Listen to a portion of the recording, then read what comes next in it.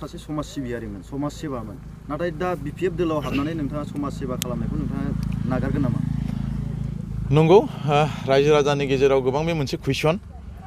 थिगैनो दं दिनै जाय मिडियानि बिथाङा सोंदों गोबां कुइसन बे जायो दिनै आङो जेब्लानाखि सिगांनि जि एमएलए इलेक्शन बे एमएलए इलेक्शनाव आंबो सासे केन्डिडेटमोन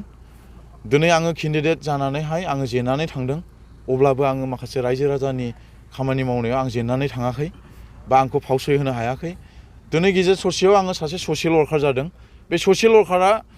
दिनै आङो सासे ससियेल वार्कार हिसाबै आङो गोबां रायजो राजानि माखासे खामानि मावनायखौ आं दिनै गावनि गोसो देदगानाय गोसो आं खालामनानैबो लाया आरो आं बुंनोबो साना आंनि मावनायाव आं मावदों सोरनिबा मावनांगौ दायथ'आव दिनै सोरबा लिडारनियावहाय लिडारा होनांगौमोन आं बे लिडारखौबो आं दिनै बखिनो साना मानो होननानै बुङोब्ला बेबा मानि थाखाय होनो हायाखै बेखौ आं बुंनोबो साना दिनै आंखौ मोनसे कुइसन खालामो जे सासे ससियेल वार्कारा दिनै राजनितियाव मानि थाखाय थांखो दिनै आङो बेखौनो फोरमायनो सानो जे आङो सिगांनि समाव सासे रायजो राजानि मोनसे खामानि मावगोन होननानै दिनै आङो सासे केन्डिडेट महरै नुजादोंमोन दिनै बे जेननानै थांबाय दिनै आङो सासे ससियेल वार्कार जादोंमोन दिनै आं ससियेल वार्कार जानायावबो दिनै आङो ससियेल वार्कारनि खामानिखौ आं दिनै नागारनानै थाङाखै मानो होननानै बुङोब्ला गोबां जायगानिफ्राय दिनै आंनाव फन फैयो गोबां जायगानिफ्राय दिनै प्रब्लेमाव गोग्लैनाय मानसिफोर फैयो गोबां स्टुडेन्टफोर फैयो बिथांमोननो दिनै आङो जा हायो आङो थाइसे थाइनैब्लाबो दिनै आं सहाय होयो दिनै बे बाथ्राखौ दिनै लानानै आङो गावखौ दुग्गानाय गोसो खालामनानै लाया मानो होननानै बुङोब्ला आंनाव थानाय समाव आं होनो हागोन आङो जेब्लानाखि गैया बे समाव आंबो होनो हाया आङो बिनि थाखायनो जाय रायजो राजानि बिथांमोना दिनै आंनि खाथियाव फैयो बेखौनो आं मोनसे रिकुवेस्ट खालामदों दिनै आङो जुदि हरनो रोङाब्ला बिथांमोना दुखु दामोन दिनै आङो जेब्लानाखि आंबो दिनै गावनि खामायनायखौ मोननानैहाय आङो रायजो राजानो थाइसेब्लाबो दिनै आङो सहाय होयो दिनै आङो बेखौ आङो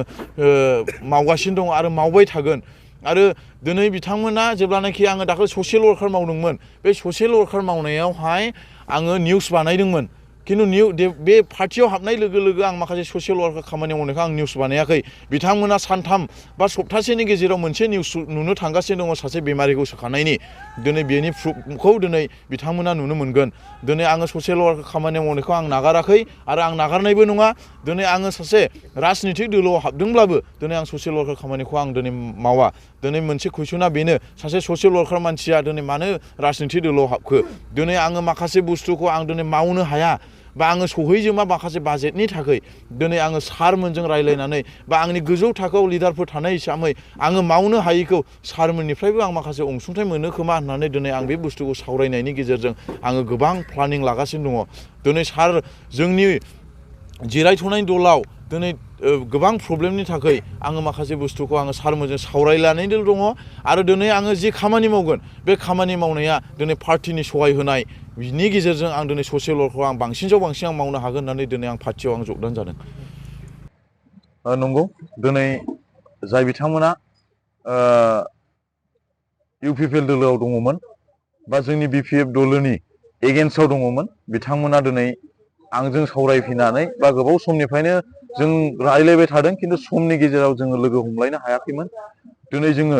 बेलासि समाव जोङो ज' खालामनानै दिनै बिथांमोनजों आङो मोजां रोखोमै सावरायलायनायनि गेजेरजों दिनै बिथांमोना दिनै जयनिं जाबाय आरो बिथांमोननि थाखाय जोङो माबोरै मावलांनांगौ आरो बिथांमोनखौ जोङो लानानै जों माबोरै सोलिलांनांगौ बा मा खामानि मावलांनांगौ बिथांमोनजों जोङो अरायसम जों थाबाय थासिगोन आरो बिथांमोना जि जयनिं जाफैबाय बिथांमोना खोथानाय बायदिब्ला गोबां दिनै दंबावो आरो माखासे मानसिफ्रा बिदिनो खामला हाजिरा माइ हानाय बा ख्रिस्टमासनि प्रब्लेमनि थाखाय दिनै बिथांमोना फैनो टाइम मोनाखिसै दिनै जाय बिथांमोना दिनै 50+ दिनै बिथांमोना दिनै बेवहाय फैनानै जयनिं जाफैदों बे जयनिं जानायावहाय बिथांमोनखौ आङो रोजा रोजा साबायखर आरो बेजों लोगोसे गोबां फैबावनांगौ दङ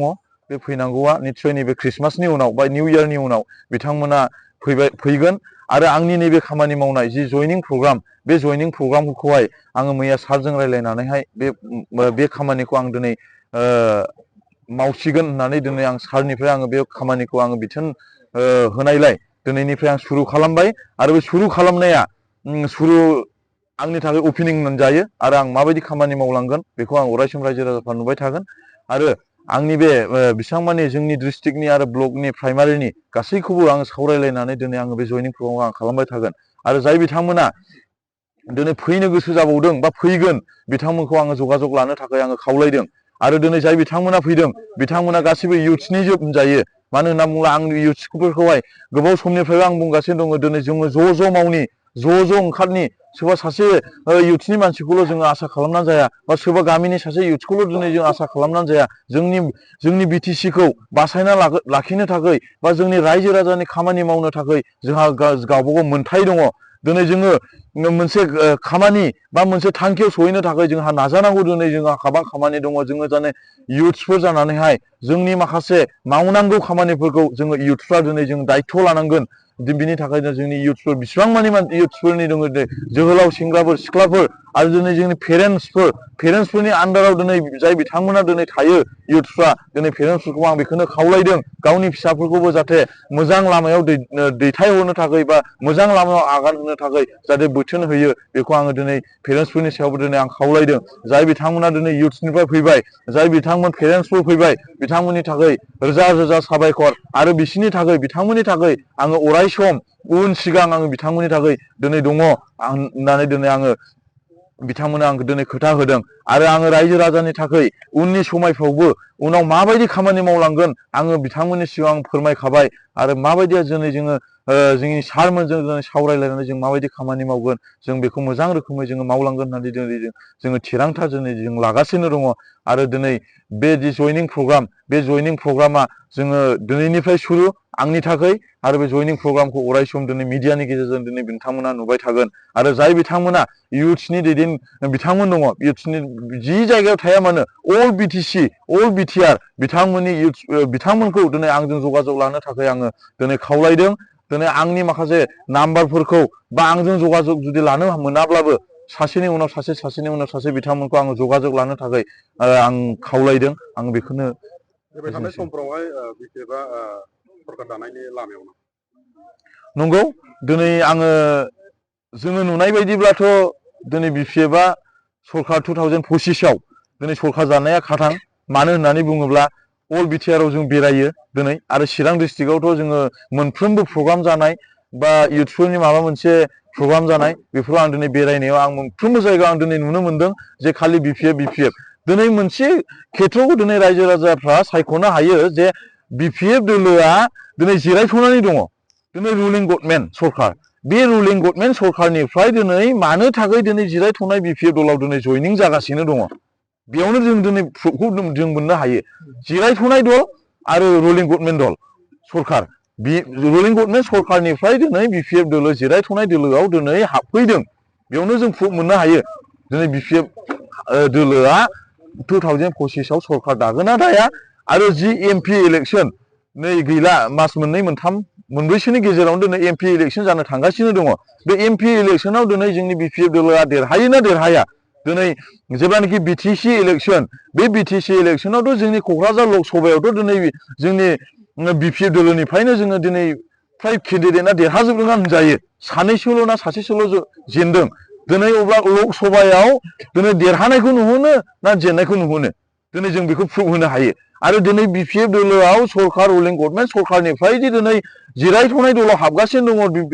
इउपिपिएल दोलोनिफ्राय दिनै जों बेयाव प्रुफ मोननो हायो दि एमपि इलेक्सनाव जेनगोन ना देरहागोन आरो बिटिसि इलेक्सनाव जों सरकार दागोन ना दाया बिनि थाखायनो दिनै रायजो राजाफ्रा नुखाबाय आरो मिथिखाबाय इउपिपिएल दोलोआ दिनै गैखाले होननानै दिनै इउपिपिएल दोलोनिफ्राय बिपिएफ दोलोआव बिथांमोना जयनिं जागासिनो दङ आरो बिथांमोननि थाखाय जोंहा अराय सम गेटआ खुला आरो अराय सम बिथांमोननि थाखाय जोंनि थाखाय अराय सम खुला जों बिथांमोनखौ जोङो वेलकाम बिटिएफ दोलो हिसाबै फैबाय थानाय लकसभानि थाखाय बिजाथिफोरखौ सायख'नाय जाबाय दासिमबोथ' बिपिएफ दोलोनिफ्राय दिनै बिजाथि महरै सायख'नाय जाथ'वाखै दिनै जोंनि सारमोना बा जोंनि पार्टिया बिपिएफ दोलोआ सोरखौ सायख'यो बेखौ दिनैसिमबो डिक्लेयार होनाय जायाखै आरो सायख'नाय जाथ'वाखै सारमोना जेखौ माबा खालामो बेयावनो जोंहा गोजोननाय दङ आरो मोजां केन्डिडेट नङाब्लाथ' आरो रावबोथ' लिडारखौ सायख'खाया गतिके आंनि नोजोराव आंनि साननायाव बा रायजो राजानि माबा खालामनायावहाय मोजां लिडारखौ जोङो मोनगोन आरो जोंनि रायजो राजाफ्रा बिनि सायाव जोंहा गोजोननाय दङ आरो लिडारा जाय जागोन बेयावनो जों गासैबो गावनि समखौ दोनथ'नानैब्लाबो जोङो हरथ्रि सानथ्रि जोङो BPF दोलोखौ देरहाहोनो थाखाय बा सरकार दानो थाखाय जोङो बेवहाय नाजागोन जोङो बेखौ थिरांथा खालामनानै दंखायो। क'क्राझार सहरनि रायजो राजाफोरनि थाखाय गोजोनथाव खौरां। बिटिआरनि गाहाय राजथावनि क'क्राझार सहरनि जेडी रडजों नांजाबनाय सुदेमपुरी गांजेमा बाजाराव थानाय आइ आफा मेड लाइफ BM हस्पिटालाव रोंगौथि गोनां डक्टर आरो नार्स स्टाफफोरनि गेजेरजों गथ'साफोरनि बेरामजों लोगोसे जायखिजाया बेरामिफोरनि थाखाय होगासिनो दं मोजां फाहामथाय। बे हस्पिटालाव नोंथांमोनहा गोबां फाहामथाय खाबुफोर मोननो हागोन। 24/7 emergency service, laboratory, pharmacy, paediatrics, medicine, gynaecology, dental, urology, dental x-ray, play area, x-ray, sonography, OT, ICU, NICU, PICU नि खाबुफोरखौ मोननो हागोन। आइ आफा मेड लाइफ BM हस्पिटाला 24 घन्टा जेब्लाबो खुलायै थागोन आरो लांलाय लाबोलायनि एम्बुलेन्सआबो मोजाङै सार्भिस थागोन। आबुङै खौरां लाहरनो थाखाय 9101 655 430 8822 688 026 जानबुं नम्बराव खौरां लाहरनो हागोन।